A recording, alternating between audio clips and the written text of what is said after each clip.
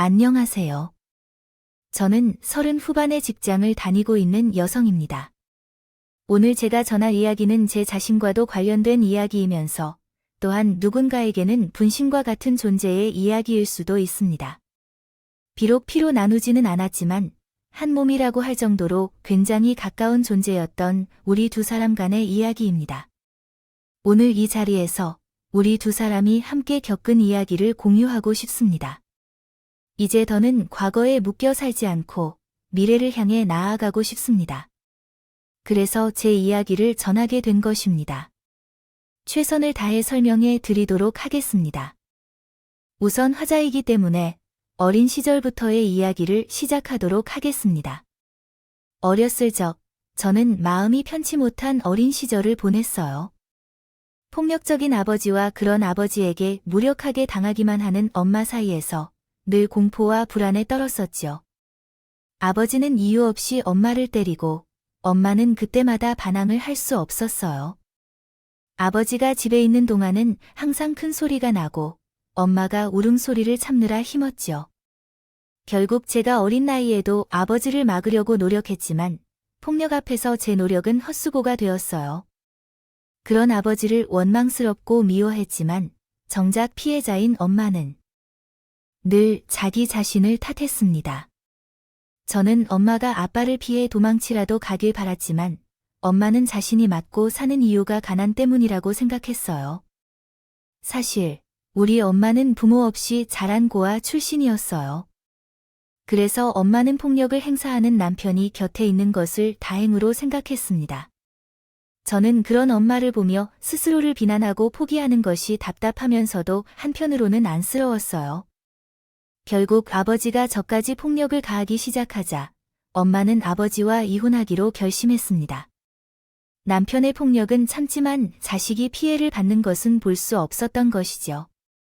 결국 엄마는 이웃들의 도움을 받아 겨우 아버지와 이혼했습니다. 됐습니다. 물론 돈 한 푼 받지 못하고 맨몸으로 쫓겨나던 나였지만 그렇게라도 이혼을 할 수 있었던 것은 다행이었어요. 어렵게 이혼을 한 후 아버지를 피해 멀리 이사를 가야 했던 저와 엄마는 작지만 저희 두 사람만의 보금자리를 마련할 수 있었습니다. 돈을 벌어오던 아버지와 함께 살 때와 비교하면 형편이 많이 어려워졌지만 마음이 편한 것만으로도 너무 행복했어요. 그렇게 새로운 곳으로 전학을 하게 된 저는 새로 다니게 된 학교에 적응해야 했습니다. 그러나 새 출발에 대한 기대와 달리 저는 쉽게 적응하지 못했어요. 가정부 일을 하게 된 엄마를 따라 부자들이 많은 동네로 이사를 온 것이 탓인지 저가 새로 다니게 된 학교에는 부유한 집안의 아이들이 많았거든요. 그 애들은 좋은 옷을 입고 좋은 향기를 풍기며 다녔고 자신들과 다른 허름한 옷차림에 저를 보고 꺼리는 듯 했습니다. 그래서 주눅이 들었던 저는 다른 친구들에게 쉽게 다가가지 못했고 반에서도 혼자 겉돌고 있었어요.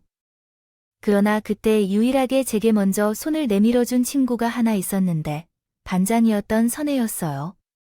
선혜는 공부도 잘하고 모범적이었으며 얼굴도 예뻐서 모두가 좋아하는 친구였죠. 그녀는 인기가 많아서 저한테 관심을 가질 필요 없다고 생각했는데 제가 학교에 적응할 수 있도록 도와주었고 저를 괴롭히는 아이들로부터 보호해주면서 언제부턴가 제일 친한 친구가 되었습니다. 그러한 선의로부터 정말 친구로 존중받는다는 것이 너무나 기쁘고 감사했어요. 하지만 서서히 친해질수록 선의가 부유한 집안에서 자란 것을 알게 되었을 때 제 처지와 다른 선의를 보고 어떤 거리감을 느꼈습니다. 소녀는 한 번도 자신의 것을 자랑하거나 제와 비교하지 않았지만 연필 한 자루까지 차이가 나는 선회로 제와 비교할 때 스스로가 부끄러워지기도 했습니다.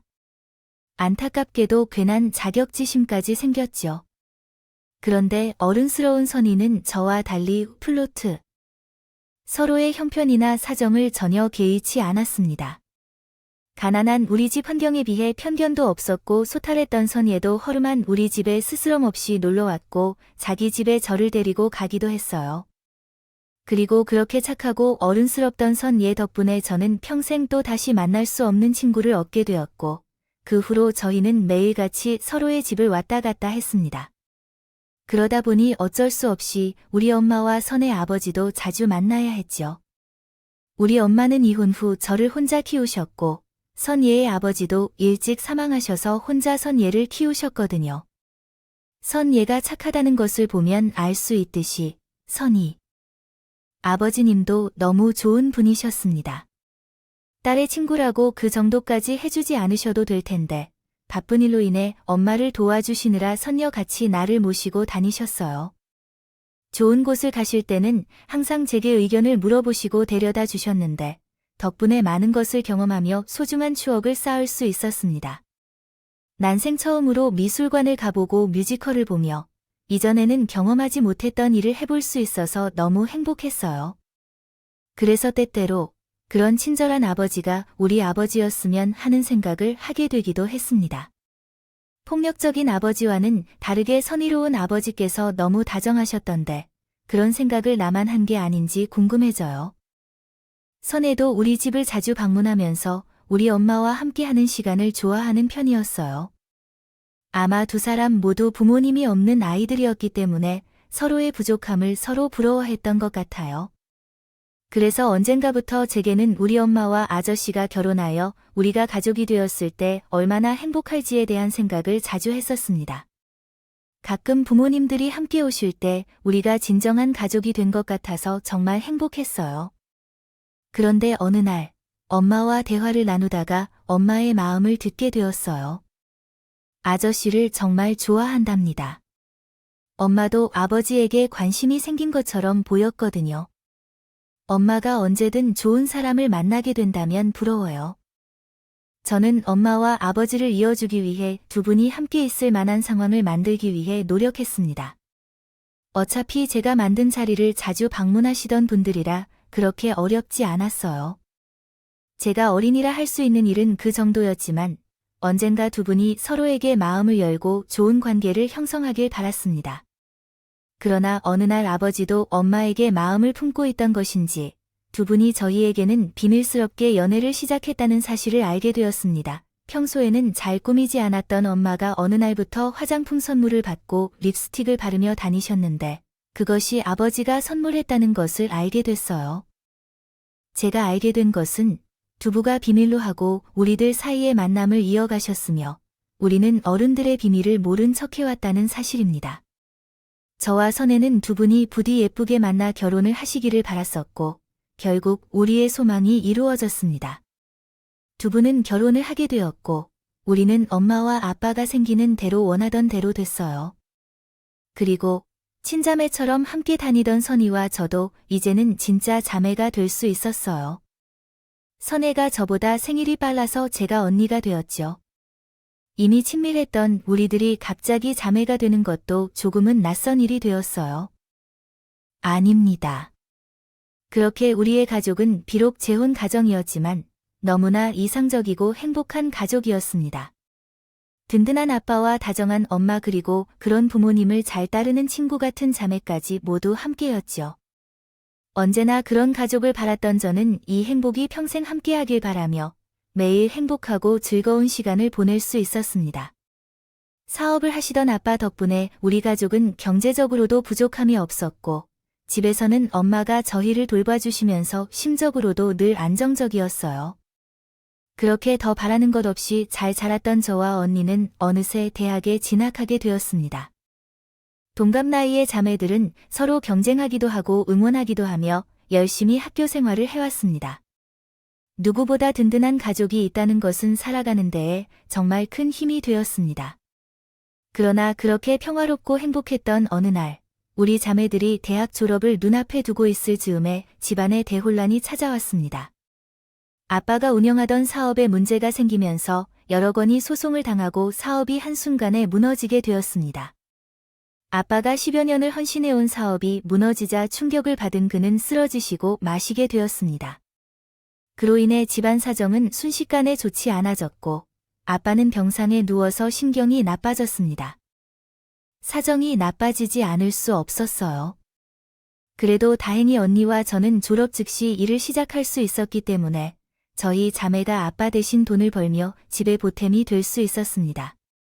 부모님은 자식들에게 무거운 짐을 지워 미안해 하셨지만 우리는 부모님께 도움이 될 수 있다는 것이 다행이었어요. 고생도 나눠서 해서 많이 어렵지 않았고요. 집안 상황은 좋지 않았지만 가족들은 포기하지 않고 서로 응원하며 다시 들어섰습니다. 하지만 안타깝게도 그런 희망은 오래가지 못했어요. 사업 실패 후 쓰러지신 뒤로 몸이 안 좋았던 아빠께서 병이 생기셨거든요. 아무래도 스트레스 때문인지 몰라도 몹쓸 암에 걸린 우리 아버지는 이후로 계속해서 병에 맞서는 생활밖에 할 수 없었습니다. 우리 자매는 생활비와 병원비를 벌기 위해 아르바이트까지 하고 엄마는 병든 아버지를 보살피며 매일 눈물로 고단한 삶을 이겨내고 있었어요. 모두가 매우 어려운 상황이었지만 우리는 아버지만 건강해지면 더 이상 바라는 것이 없겠다고 생각했습니다. 그러나 아버지는 더 이상 버틸 힘이 없었는지 결국 얼마 후 세상을 떠나게 되셨어요. 예전과 다르게 걱정거리가 없었던 우리 가족은 회사 파산과 아버지의 사망으로 연이어 일어난 불운 때문에 고통받게 되었습니다. 그렇지만 아버지가 살아계실 때에는 희망이 보였는데 이제는 어떻게 살아야 할지 희망도 없어지기 시작했다. 경제적인 상황은 계속해서 나빠지고 특히 남편을 잃은 엄마가 너무 힘들어하는 것 같았다. 아빠가 돌아가신 이후로는 엄마는 집 밖으로 나가지 않고 우울해하는 모습이 보였기 때문에 저와 언니는 엄마를 케어해야 했다. 부모님이 이전처럼 돌봐주지 않기 때문에 자매들은 엄마에 돌봐야 한다고 생각했다. 따라서 저희는 상황을 최대한 해결하려 노력했다. 아빠가 모든 것을 알아서 처리해 주던 것이 없어져서 어떻게 해야 할지 당황스러웠지만요. 언니와 제가 100번으로 뛰어다니며 어떻게든 상황을 개선하려고 노력했어요. 아빠 앞에 남아있던 유산과 빚을 정리해야 했고 합의하에 우리는 엄마가 한정 승인으로 상속을 받고 우리가 남은 빚을 갚기로 했습니다. 저와 언니는 열심히 매달 일하고 아끼며 빚을 갚아나갔습니다. 그 전까지는 부모님의 보호 속에서 걱정 없이 살다가 이제는 심지어 한 끼 밥값까지 아낄 수밖에 없는 상황이 되었어요. 저희도 하루아침에 사라진 여유와 변화된 환경에 적응하는 것이 쉽지 않았지만 가족을 위해 노력할 수밖에 없었습니다. 하지만 어떻게든 버텨보려는 저희 자매와는 다르게 엄마는 변화된 환경에 대해 부분적으로 적응하기 어려워했습니다. 적응을 하지 못하시는 듯했어요. 그러다가 제가 선희에게 선을 맺을 때 올바른 의미로 거의 갚아가고 있는 걸 알게 되었어요. 선의 주변에 남자가 맴돈다는 것을 깨달았어요. 처음에는 두 사람의 관계를 잘 몰라서 선희에게 장난을 치며 물어봤어요. 그러나 선희의 표정이 좋지 않았어요. 그 표정을 보고 나면서 선혜가 저에게 말을 안 한 이유를 어렴풋이 느끼게 됐죠. 선혜는 그 남자가 자신을 일방적으로 좋아한다고 했어요. 거절의 의사를 했는데도 불구하고 말이에요. 솔직히 이상하지 않아. 10대나 20대도 아니고 얼굴만 보고 그 사람과 사귀려고 한다는 것이 내가 좋다면서 그랬어요. 만나보지도 않고 사귀자고 하는데 내가 만나고 싶겠냐고. 처음에 의사라고 하길래 거짓말인 줄 알았거든. 근데 또 거짓말은 아니더라고. 명함에 적힌 병원을 검색해보면 원장이 맞아. 그래서 더욱 더 이상한 게 있지. 말하면 알아들을 만한 사람이 막무가내로 행동하니까 싫다고 해도 자기 마음대로야. 그래서 지금은 너에게도 말을 못했어. 근데 이제는 집 근처까지 쫓아와서 맴돈다니. 이게 스토킹으로 처벌할 수 있나? 그 당시에는 스토킹 처벌법이 제정되어 있지 않았습니다. 그래서 별다른 방법이 없었어요. 남자에게 선희가 만남을 원치 않는다는 말을 해봤지만요. 성희 말처럼 소용이 없었습니다. 결국 엄마에게 남자 이야기를 해야 했습니다. 엄마는 제 이야기를 듣고 굉장히 화를 냈어요. 요즘 세상에는 그런 사람들이 많다는데 왜 그렇게 하는지 처벌이 안 되나요? 막말로 말해도 무슨 일이 생기면 재수 없었다고만 하면 돼? 그럼 나는 엄마에게 바로 말했어야 했는데 몰랐어. 선의는 언제 어떤 일이 생길지 모르니까 조심히 다녀야 하고 누구인지 알려주면 내가 처리할 테니까. 그래서 그날 찾아온 남자를 엄마에게 알렸고 엄마는 그 남자와 대치하기로 했습니다. 그리고 한참 동안 남자와 대화를 하더라도 도대체 무슨 이야기를 하는지 알 수 없었지만 엄마는 30분 이상 남자와 대화를 나눴고 그 뒤로도 한참 동안 계속 대화를 나눈 끝에 남자를 조용히 되돌려 보냈습니다. 역시 엄마의 존재는 어떤 면에서 다르게 느껴졌어요. 돌아오는 엄마에게 오두방정을 떨면서 어떻게 해결한 거냐고 물었지만 엄마는 다른 대답을 하지 않고 밥을 먹자고 제안했어요. 그 순간까지만 해도 엄마가 정말로 대단하게 보였어요. 하지만 그 감정은 24시간 만에 배신감으로 변하게 되었죠. 다음 날에는 엄마가 나와 선희에게 다른 약속을 잡지 말고 밥도 먹지 말라고 했습니다. 곧장 집으로 들어오라고 했는데 무슨 일인가 싶기도 했지만 이제까지 마음고생하고 있는 선혜를 위해 맛있는 저녁상을 차렸다고 생각했어요. 그래서 전화선이나 이유를 묻지 않고 곧장 집으로 들어가서 선혜는 저보다 회사가 멀리 있어 제가 먼저 집에 도착했습니다. 그런데 현관에 못 보던 남자 구두가 있어서 놀랐어요. 여자들끼리만 사는 집이라서 돌아간 아빠의 신발을 한 켤레 두고는 했는데 그 신발은 아니었어요. 손님이 집으로 찾아와 우리 엄마에게 연락을 했나 싶어 안쪽을 들여다보니 그때 너무 놀라서 소지품을 떨어뜨리고 말았어요. 거실에 선희를 쫓아다니던 그 남자가 뜻밖의 앉아 있는 것이었어요. 손으로 남자를 가리키고 있었지만 너무 당황해 말이 나오지 않았습니다. 그때 엄마가 저에게 다가와 다그치기 시작했어요. 집에 온 손님에게 인사 안 하고 뭐 하는 거야? 내가 불러서 왔으니 놀라지 말고 인사해라. 엄마가 불렀다고 해서. 왜 저 인간 선에 스토킹하던 사람이잖아? 얘가 정말 손님을 불러오는데 무슨 말을 하는 거야? 너 이리 와. 김 선생 미안해요. 내가 말을 못 해놔서. 잠시만요. 하고 저를 방으로 데리고 간 엄마가 이 상황이 어떻게 된 건지 설명해 주었어요. 엄마, 김 선생이라니? 그리고 저 사람이 왜 우리 집에 있어? 어제 네 언니 일로 내가 김 선생이랑 한참 동안 이야기를 했잖니? 그런데 사람이 괜찮아 보여서 선혜랑 소개하려고 그를 부른 것이야. 사람을 제대로 알지 못한 채 판단하면 어떡해? 우선 만나봐서 그 사람이 괜찮은지 확인해야 해. 거기다 그분은 피부과 의사래. 듣자 하니 집안도 좋단다. 너가 선혜랑이란 사람을 너무 두려워해서 그렇게 하는 거야? 눈앞에 있는 남자가 얼마나 좋은 사람인지 몰라보고 너도 좋은 집에 시집가서 편하게 살 수 있게 도와주고 싶어 하는 것뿐이야. 엄마야. 의사 집안은 중요한 것 같아. 자기만 좋다고 싫다 하는 사람을 따라다니며 그러는 건 제 정신인 사람으로 보이지 않아. 요즘에는 그게 범죄인 시대야. 엄마처럼 좋다고 죽자면 사자. 쫓아다니는 것이 로맨스가 아니라고. 쫓아다니더라도 서로가 상대의 마음을 존중해야죠. 조용히 해야지. 우리 집처럼 부잣집 도련님이 사위가 된다면 감사하게 받아야죠. 어차피 너를 위해 만나라고 한 것도 아니니 모두 선혜가 만나보고 판단할 문제니까. 그러니까 너의 회백을 놓지 마세요. 엄마는 선혜와 남자를 연결해 주려던 일이었어요. 집에 돌아온 뒤에야 이 사실을 알아서 선희에게 연락하려고 했지만 이미 선혜가 집에 도착한 후였어요. 선혜도 비슷한 정도로 당황한 모습을 보였어요. 아니면 더 놀랐을 거예요. 자신을 스토킹한 사람이 집에 손님으로 와 있었으니까요. 선혜나저나 저는 엄마의 억지로 그 자리에 앉게 되었고 결국 식사 자리를 시작으로 남자와의 대화를 나누면서 후식까지 함께 했습니다. 남자의 관심은 오직 선혜에게로 향했기 때문에 대화에 참여하려 했지만 엄마로 인해 계속해서 그러지 못했습니다. 그 이후로도 엄한 선혜와 남자를 이어주기 위해 최선을 다하였습니다. 갑자기 남자를 초대하거나 선혜와 밖에서 시간을 보내라고 남자를 부르게 되기도 했지요.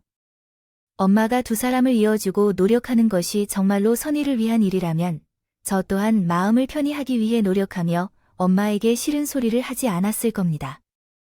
그럼에도 불구하고 엄마는 마치 선희의 행복이 말로만 되는 것처럼 없다고 생각했습니다. 위해서라고 했지만 누구나 자신의 욕심을 채우기 위해 선혜와 남자를 연결시키려고 하고 있었습니다. 그걸 어떻게 알 수 있었냐면 늘어나는 엄마의 옷장 속 옷들과 씀씀이를 통해 알 수 있었지요. 그러다 확실히 엄마의 마음을 알 수 있게 된 것은 친구분과의 통화 내용이었어요. 차기, 너무 오랜만이다. 내가 그 이 죽고 나서 정신이 좀 없었어. 이제 괜찮아졌으니까 우리 한번 만나야지. 나는 별일 없지. 자기는 우리 딸들도 잘 지내. 아, 혹시 그 사이 어떻게 될지 몰라서 하나 말은 해놔야 되겠네. 나 잘하면 의사 사위 둘 수도 있어. 응. 아니, 우리 선혜.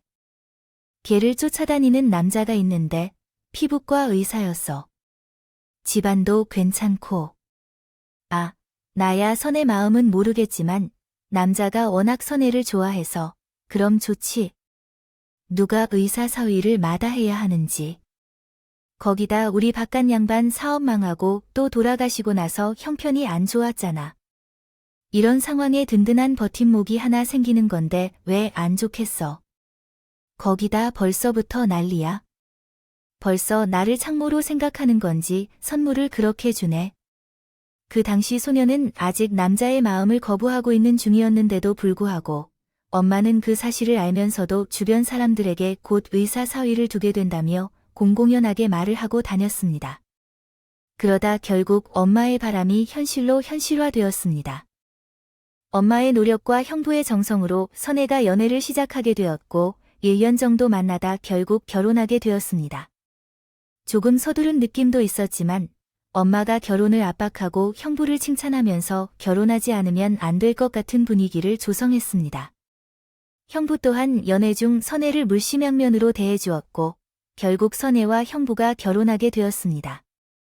엄마는 목표했던 대로 두 사람의 결혼을 통해 형부로부터 경제적인 지원을 받게 되었습니다. 사실 그 결과만 놓친다면 나쁜 일이 아니었어요. 형부는 그토록 바랐던 선혜와의 연애를 이어나가고 있습니다.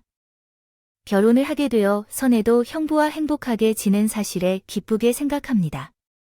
더불어 엄마까지 예전처럼 여유로운 삶을 살게 되어 모두가 행복한 결실을 맺었습니다.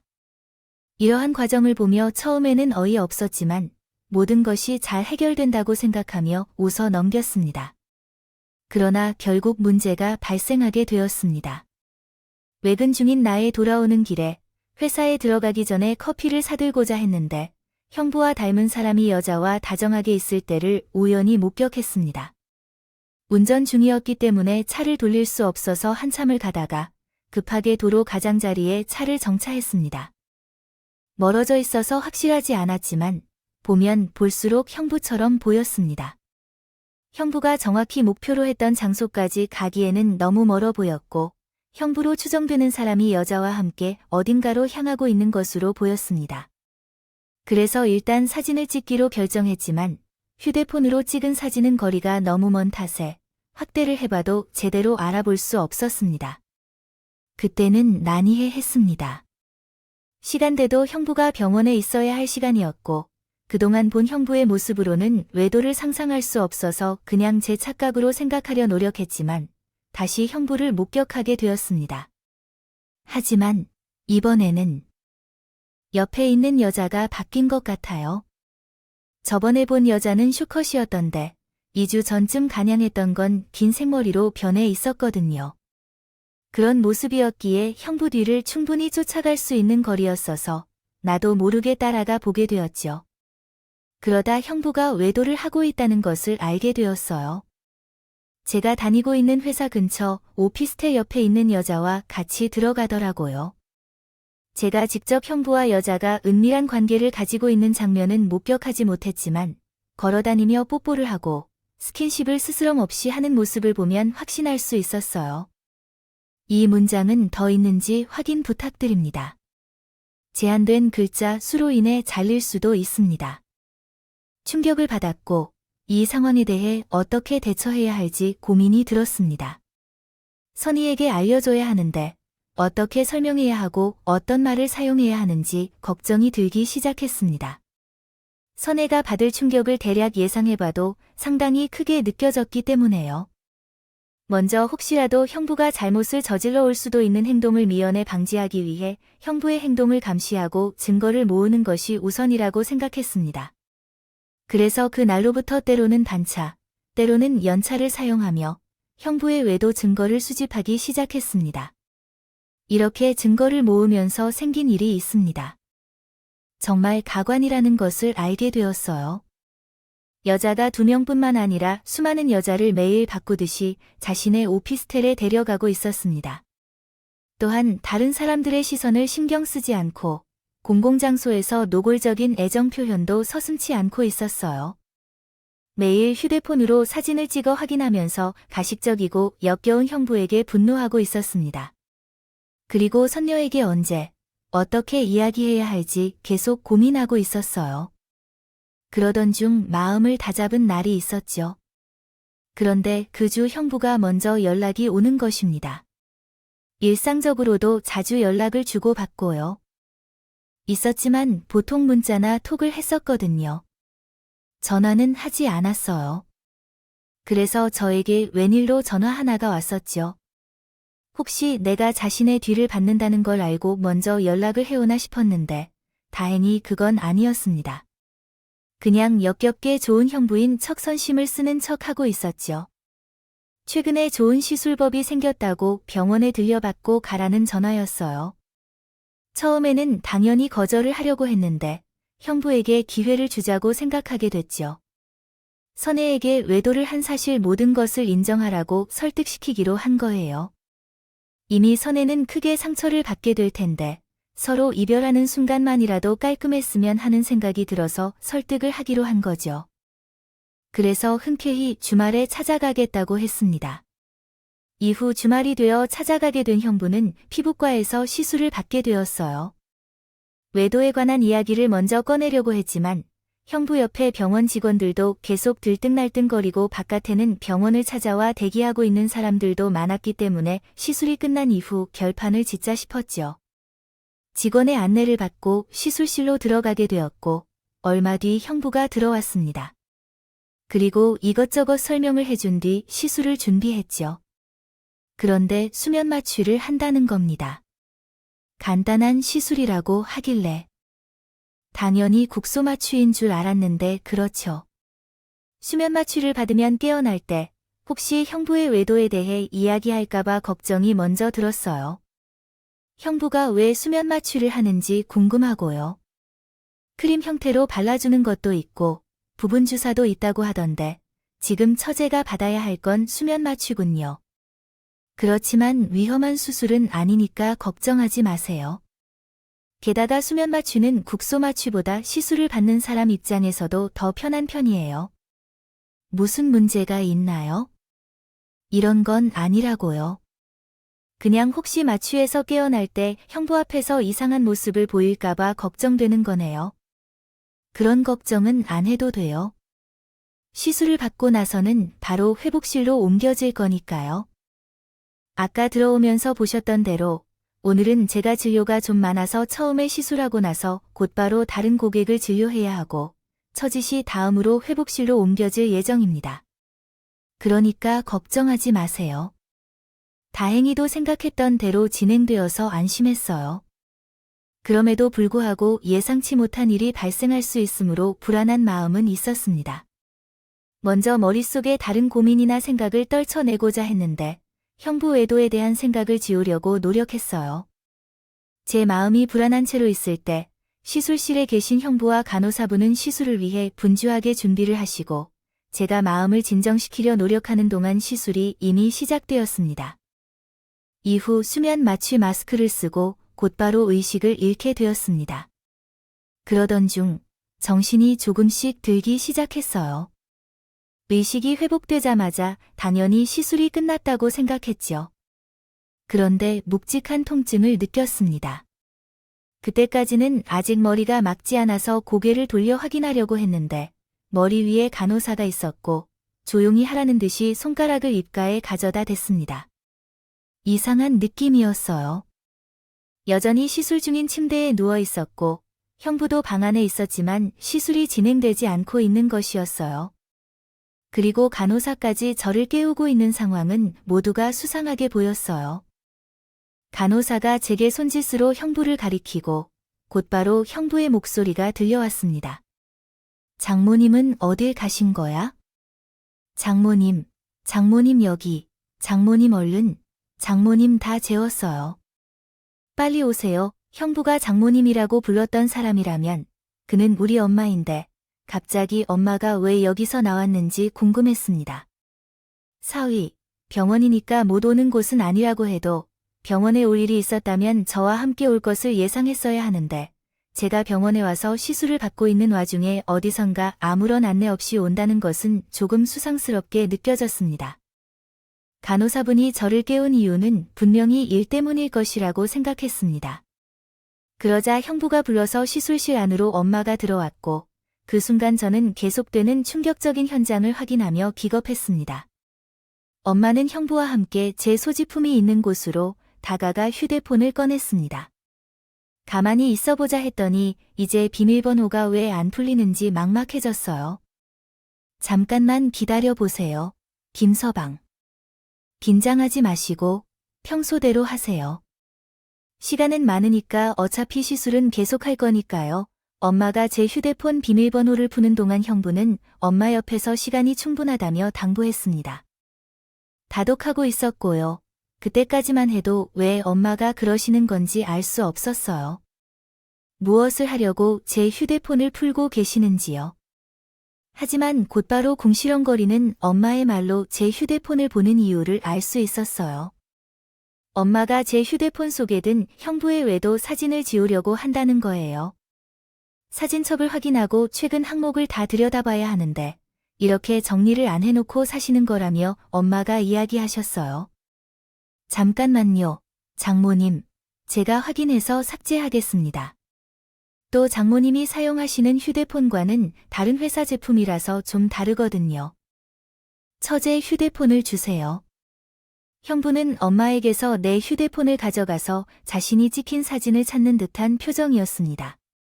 몇 분 후, 형부는 다시 천천히 확인한 뒤 엄마에게 휴대폰을 돌려주었어요.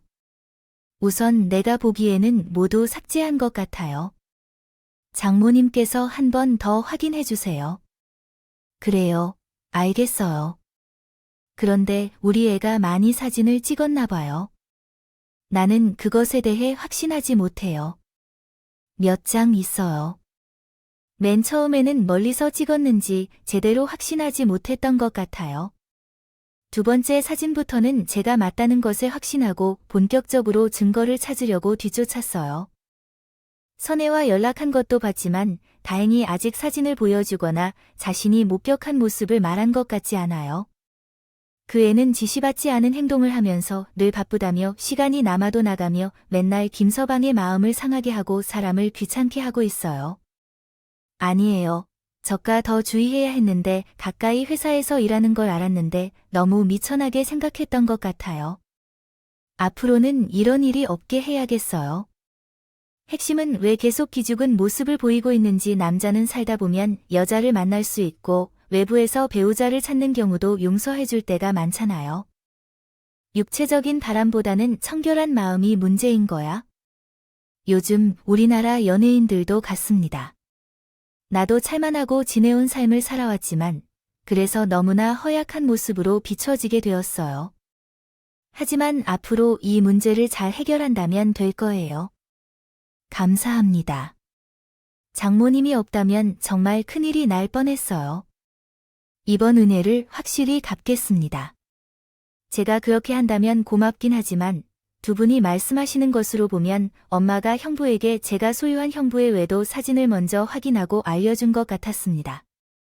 그리고 형부가 여러 여자와 외도를 저지르는 사실을 이미 알고 있었던 모양이에요. 엄마가 그럴 수 있는 이유는 무엇일까요? 형부가 외도를 저질렀다는 사실을 알게 되면 몇 년째 선혜가 찾고 있던 엄마와 딸 사이의 인연이 깨지게 될 것이라고 생각했습니다. 형부는 제가 아닌 다른 여성과 외도를 저지른 것이기 때문에 엄마와 딸 간의 관계에 영향을 미치게 될 것이기 때문입니다. 선희는 친딸이 아니라 엄마가 더욱 잘 챙겨주어야 하는데 저보다 더 많은 관심과 사랑을 엄마에게 주는 딸이었습니다. 따라서 형부의 외도를 알게 되면 화를 살피고 혼내는 것이 옳은 일이라고 생각했습니다. 그러나 생각해보니 형부의 외도를 감추는데 도움을 주는 것이 형부의 외도 증거를 없애는데 도움이 된다는 생각이 들어 이해가 가지 않았습니다. 게다가 형부의 외도를 숨기려는 이유가 돈과 선물을 받기 때문이라고 한다면 더욱 화가 났습니다. 자신을 믿고 따르는 자녀들을 돈 때문에 불행하게 만드는 것을 알아내고 나니 그저 방송에 누워서 이 상황을 지켜볼 수 없었습니다. 그렇게 생각하면서 앉아있던 자리에서 갑자기 일어나 버렸습니다. 됐다. 그리고 뛰어가 제 휴대폰을 낚아챘습니다. 엄마야, 미쳤어요. 어떻게 선희한테 그렇게 할 수가 있어요?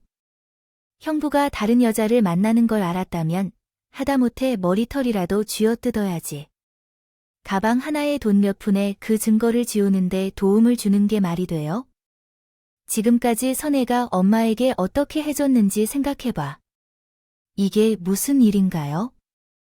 왜 깨어나 있어요?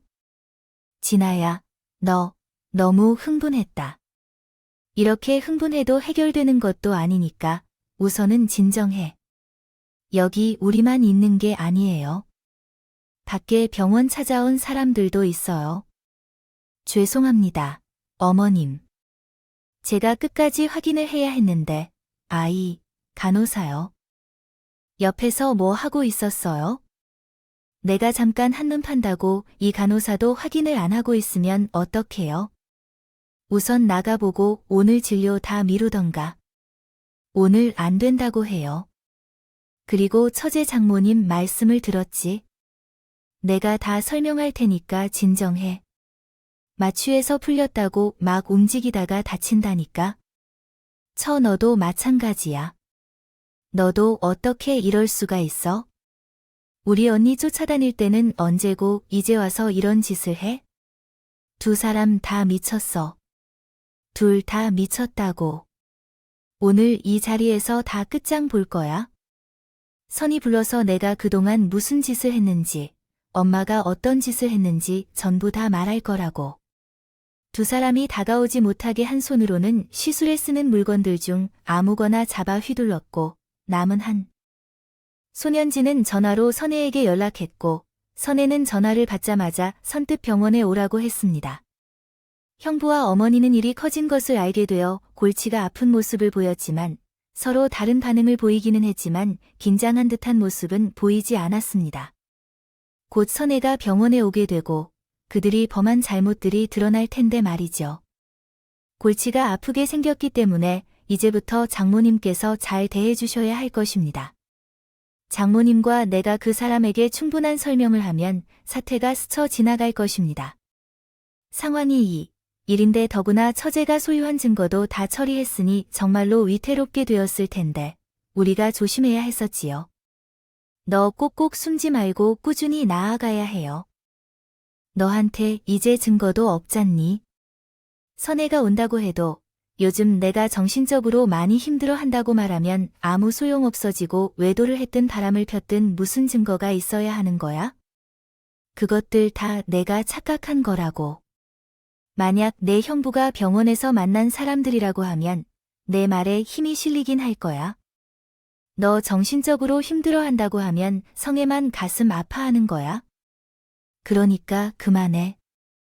김서방도 앞으로 그런 일을 2번 다신 안 할 거라고 나한테 약속했어. 처제가 변명을 하면 양심 없는 놈이라고 할지도 모르겠지만 나는 진짜 지난 일을 반성하고 있어. 앞으로 우리 집사람 빼고는 절대로 여자를 만나지 않을 거야. 정말로. 그래서 이번만 좀 지켜봐 줘. 선희를 꼭 이혼시키고 싶은데. 두 사람 모두 내 휴대폰에서 증거 사진을 지웠다는 걸 믿고 그렇게 뻔뻔하게 말하는 것 같아. 두 사람의 말에 설득되기 어려웠기 때문에 선혜와 통화를 끊고 곧바로 음성 녹음을 시작했어. 선혜가 오기 전까지 두 사람으로부터 더 많은 정보를 얻기로 했기 때문이야. 그래서 태도를 바꾸기로 결심했어. 화가 터질 것처럼 느껴졌지만 조금 진정한 척하고 두 사람에게 어떤 일이 있었는지 물어보며 이야기를 이끌어내기 시작했어. 알았어. 그런데 내 궁금증이야. 언제부터 안 거야? 어떻게 알았어? 되어서 엄마도 너 때문에 알게 되었어. 내가 맨날 안색도 안 죽고 통정신이 없어 보이니까 무슨 일인가 했지. 그러다 저번에 내가 과일을 주려고 갔다고 해. 내 휴대폰 뒤를 훔쳐봤어. 그때가 처음이었어. 그런데 왜 이러지? 엄마는 선의 생각은 조금도 안 해. 엄마로서 그런 행동이 안 되는 거야? 나도 그 사진을 보고 놀랐어. 그래서 내 형부를 찾아가 물어봤지만 그래서 뭘 어떡하라는 건지 모르겠더라. 김서방 말대로 선과 이혼하거나 그리고 돈은 지금 선녀도 여유롭게 잘 살고 있잖아. 김서방은 다시는 다른 일을 안 한다고 하는데 왜 근심하며 살려고 해? 용서하고 말고는 선이 판단할 문제야. 그렇게 증거까지 지우는 것은 도움을 준다고? 솔직히 말해봐. 선이 때문이 아니라 엄마가 얻을 것이 없어질까봐 그렇지 않니? 아유. 그래. 어떻게 여유롭게 얻은 것을 포기하겠어? 너는 꼭 다 알면서 엄마 입으로 그런 말을 하게 만들어서 속이 편해지나? 너도 선애도 다 겪어봐서 알잖아. 결국에는 돈이 최고라는 거. 남자가 바깥에서 잘난 척하다 보면 여자가 좋아하고 그러다 보면 실수도 할 수 있는 것일 뿐이지. 겨우 그것을 포기해서 안락하고 편안한 삶을 포기한다고? 그건 난 아니라고 본다. 만약 내가 그런 생각을 가지고 있다면 고쳐야 해. 내가 어떤 수단을 쓰더라도 이 두 사람의 가정을 유지할 수 있도록 노력할 거야. 오늘 일은 엄마가 준비한 것이야. 내가 네 휴대폰 비밀번호도 알고 있어서 그렇게 할 수 있었어. 엄마는 정말요. 처제는 아직 세상을 많이 보지 않아서 그런 실수를 저질렀다는데 누구나 한 번쯤은 그런 실수를 하나 봐. 중요한 건 실수를 한 후에 어떻게 대처하는지야. 나는 앞으로 다른 여자를 만나지 않을 거야. 집안일에 충실할 거라고. 장모님 말씀처럼 좋은 아내가 되겠어.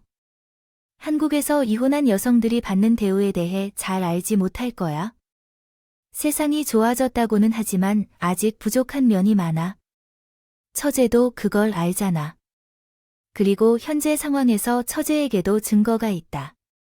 없다고 주장하려고 해도 뒷받침되는 것이 있어야 신뢰가 갑니다. 거기에 2대1 상황까지 발생했어요.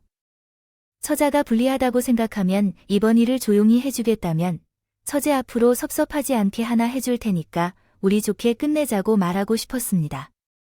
이 정도의 대답으로 선희에게 들려주면 충분할 것 같아서 너는 날 접근하지 못하게 시술실 안에 물건들을 모조리 던지며 시간을 끌기 시작했어요. 이것저것 다 던지고 쓰러뜨리다 보니 이미 시술실이 난장판이 되어가고 있었어요. 처음에는 날 설득하려고 했던 형부도 비싼 의류 장비까지 망가지고 있었기 때문에 더는 참을 수가 없어 보였어요. 소리를 지르며 화를 내는 순간 선혜가 시술실 방 안으로 들어왔어요. 정말 이렇게 나올 거라 생각했어. 지금 이게 다 몇 얼마짜리인 줄 알아? 지금 경찰에 전화할까? 여보, 진아야. 무슨 일인데? 날 아니, 이게 다 뭐야? 무슨 일이야, 여보? 엄마는 왜 또 여기 있어? 방 안으로 들어온 선혜를 보고 전긴 스텐 막대기를 하나 들고 후다닥 선혜 쪽으로 건너갔어. 그리고 지금 이 상황이 어떻게 되고 있는지 말해줬어. 선희야, 놀라지 말고 잘 들어봐. 남편이 여자를 만나면서 바람을 피웠고 몇 명인지 숫자를 세어봐야 할 정도로 많은 여자들과 잠자리를 한 것 같다고 해. 제가 증거 사진들을 모았는데 엄마가 그 사실을 알게 되었어요. 그래서 남편과 함께 나를 마취시킨 뒤 사진을 지우려고 했대요. 진아야, 그게 어떤 말인지 모르겠어. 여자한테 도와준 엄마와 함께 엉망진창인 방에서 스텐 막대기로 나를 공격하려고 하는 사람의 말에 어떻게 그냥 믿을 수 있겠어요? 선혜는 제 말을 이해 못한다며 나에게 보이더라고요. 둘 다 그 상황을 이용해 나를 이상한 사람으로 몰아갔어요. 아무래도 상처받은 것 같아요. 요즘 회사 스트레스로 잠을 잘 못 자고 걱정됐는데 내가 옆에 없어서 털어놓을 사람이 없어서 그랬나 봐. 그래서 조금이라도 푹 자게 김서방께 처방을 부탁할게요. 해달라고 부탁했으나 갑자기 깨어나 알 수 없는 말을 하네요. 장모님의 말씀이 맞았고 따라서 당신의 처제를 움직이지 못하게 잡아야 합니다. 진정시켜야 할 것 같은데 계속 흥분 상태가 지속되고 있어요. 정신과에 가기 전에 강제로라도 진정시켜 둬야 할 것 같습니다. 두 사람의 말을 들은 선희는 곧바로 미안해하고 안타까워하는 눈빛으로 나를 쳐다봤습니다. 선혜에게 사실을 알려야 했기 때문에 휴대폰에 녹음된 내용을 틀기 시작했습니다. 우리 세 명이 대화하는 것을 듣자 엄마와 형부는 당황하기 시작했고 두 사람은 놀라고 있는데 아직 확신할 만한 증거를 보여주지 못한 선혜에게 쐐기를 박아주기로 결심했습니다. 그 두 사람은 입으로 증거를 만들어주더라고 휴대폰으로 모든 것을 할 수 있다는 것을 알고 있으면서도 그렇게 하지 않는다고 행동하면서도 이미 휴대폰 때문에 증거가 발견되었음에도 불구하고 나는 추가로 놀라운 이야기를 해줄까 고민하며 내가 휴대폰에 있는 사진들이 자동으로 인터넷 서버에 업로드된다는 것을 안다. 그래서 그 휴대폰의 사진이 삭제되었다 해도 인터넷 서버에 있는 사진은 다시 다운로드할 수 있다고 알고 있어. 선희야, 나는 녹음된 내용들이 사실임을 입증해 줄 테니까 일단 여기서 떠나자. 그 사람들도 어떤 거짓말로 사람들을 현혹시킬지 모르니까. 그래서 선희를 가져서 병원 밖으로 나가게 되었다. 형부 병원에서 멀리 떨어진 카페에 찾아가서 모든 것을 설명해 주었습니다. 그리고 인터넷 서버에 있는 증거 사진들을 보여주며 확인을 시켜주었어요. 선혜는 많이 놀란 모습이었는데 그럴 수밖에 없겠죠. 한 사람도 아니고 두 사람에게 배신을 당한 상황이었기 때문이죠.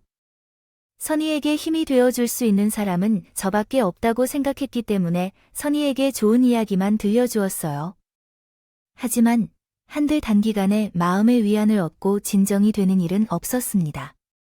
그래서 한동안 계속해서 선혜와 함께 있으면서 힘든 시간을 함께 견뎌주게 되었죠.